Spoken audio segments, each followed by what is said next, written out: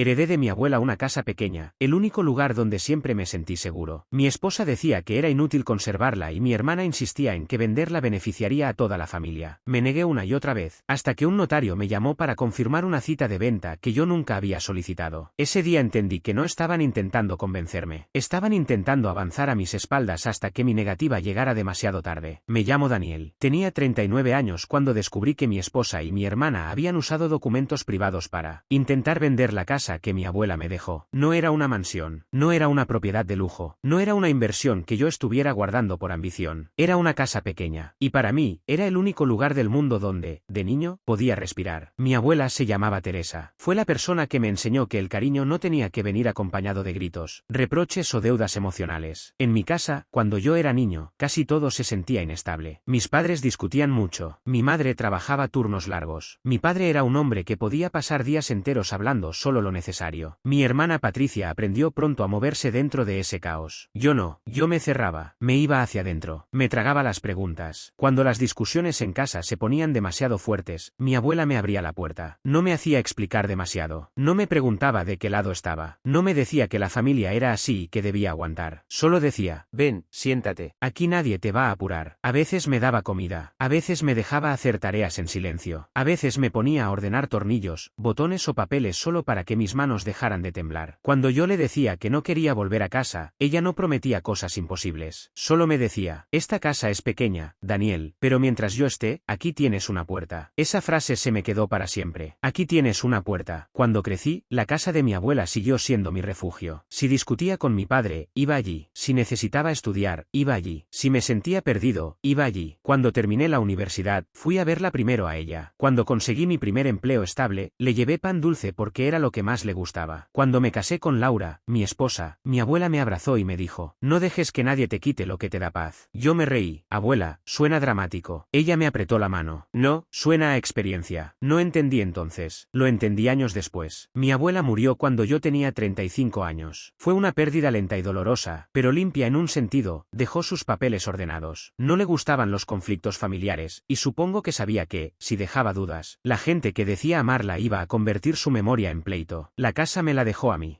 solo. El testamento era claro. También dejó dinero y objetos a Patricia, a mi madre y a otros familiares. No era que todos quedaran sin nada. Pero la casa, esa casa específica, me la dejó porque sabía lo que significaba para mí. Cuando se leyó el testamento, Patricia no dijo nada delante del notario. Solo apretó los labios. Mi madre lloró. Algunos familiares me miraron con esa mezcla de sorpresa y cálculo que aparece cuando una herencia deja de ser duelo y se vuelve reparto. Patricia me llamó 3 días después. No estoy molesta, dijo. Esa fue la primera señal de que sí lo estaba. No tienes que aclararlo, respondí. Solo digo, abuela podía decidir lo que quisiera. Sí, pero igual fue raro, que te dejara la casa a ti solo. Sabía lo que significaba para mí. Todos la queríamos, Daniel. Nunca dije lo contrario. Sí, pero parece que tú fueras el único nieto con recuerdos. No quise pelear. Estaba cansado de duelo, de papeles, de visitas, de llamadas. Patricia, no voy a discutir esto ahora. Claro, porque tú ya tienes la casa. Colgó. Yo pensé que era dolor. Pensé que con el tiempo se le pasaría. No se le pasó. Laura reaccionó distinto al principio. Fue amable. Tu abuela quería mucho esa casa, me dijo. Sí, y te quería mucho a ti. Sí, me abrazó. Durante los primeros meses no dijo nada de vender. Me acompañó un par de veces a revisar la propiedad, pagar impuestos atrasados y ordenar papeles. Pero poco a poco su tono cambió. Primero fueron comentarios pequeños. ¿Cuánto pagas de mantenimiento? No mucho, pero algo pagas. Sí, y ni vivimos ahí. No, es una carga, Daniel. No la siento así. Ahora no, lo dejé pasar. Después empezó con frases más directas. Podríamos venderla y usar ese dinero para algo real. La casa es real. ¿Sabes a qué me refiero? Algo que mejore nuestra vida. Conservarla mejora mi vida. Emocionalmente, quizá, pero financieramente no. No todo se mide financieramente. Eso dicen quienes no miran cuentas. Esa frase me molestó. Laura y yo no estábamos en ruina. Teníamos deudas, sí, como casi todo matrimonio. Un crédito de auto, tarjetas que intentábamos bajar, planes de mudarnos a un departamento mejor algún día. Pero no estábamos desesperados. La casa de mi abuela era mía por herencia. Yo pagaba sus gastos con mi sueldo. No le pedí a Laura que la mantuviera. Aún así, ella empezó a hablar como si esa casa frenara nuestro futuro. Estamos casados, decía. Lo que te afecta a ti, nos afecta a los dos. Estoy de acuerdo. Entonces no puedes tomar decisiones como si fueras soltero. Conservar una herencia personal no es actuar como soltero. Cuando esa herencia podría ayudarnos a comprar algo mejor, sí. No quiero venderla. Nunca quieres ni hablarlo, porque no está en discusión. Esa frase la la enfurecía. No está en discusión. Para mí era un límite. Para ella, una provocación. Patricia encontró una aliada en Laura antes de que yo entendiera que estaban hablando entre ellas. Al principio parecía casual. Patricia iba a casa, tomaba café con Laura, hablaban de familia. Después, en cada reunión, la casa aparecía. ¿Ya pensaste qué vas a hacer con la casa de abuela?, preguntaba Patricia. Conservarla. ¿Para qué? Para mí. Pero no vives allí. No necesito vivir allí para no venderla. Eso no tiene sentido. Laura intervenía con suavidad. Quizá Daniel solo necesita tiempo. Patricia la miraba como si fueran dos personas adultas frente a un niño terco. Tiempo ya tuvo. Yo escuchaba. Me incomodaba que hablaran de mi propiedad como si yo fuera un obstáculo emocional. Una tarde, Patricia fue más lejos. Esa casa debería beneficiar a toda la familia. La casa me la dejó abuela a mí. Porque tú siempre fuiste su favorito. No voy a discutir eso. Claro, fácil decirlo cuando tú tienes las llaves. Patricia, abuela también te dejó dinero. Mucho menos que el valor de la casa. No hice yo el testamento. Pero te conviene respetarlo. Laura dijo. Tal vez podrían buscar una forma intermedia. La miré. ¿Intermedia? No sé, vender y separar una parte, o usarlo para algo que también beneficie a todos. ¿A todos quiénes? Nosotros. Patricia. Tu mamá. La familia. Mi abuela me dejó esa casa a mí. Patricia soltó una risa seca. Qué rápido aprendiste a decirla a mí. Me levanté. La conversación se termina. Patricia salió llorando de rabia. Laura no me habló durante horas. Esa noche me dijo. ¿Fuiste cruel?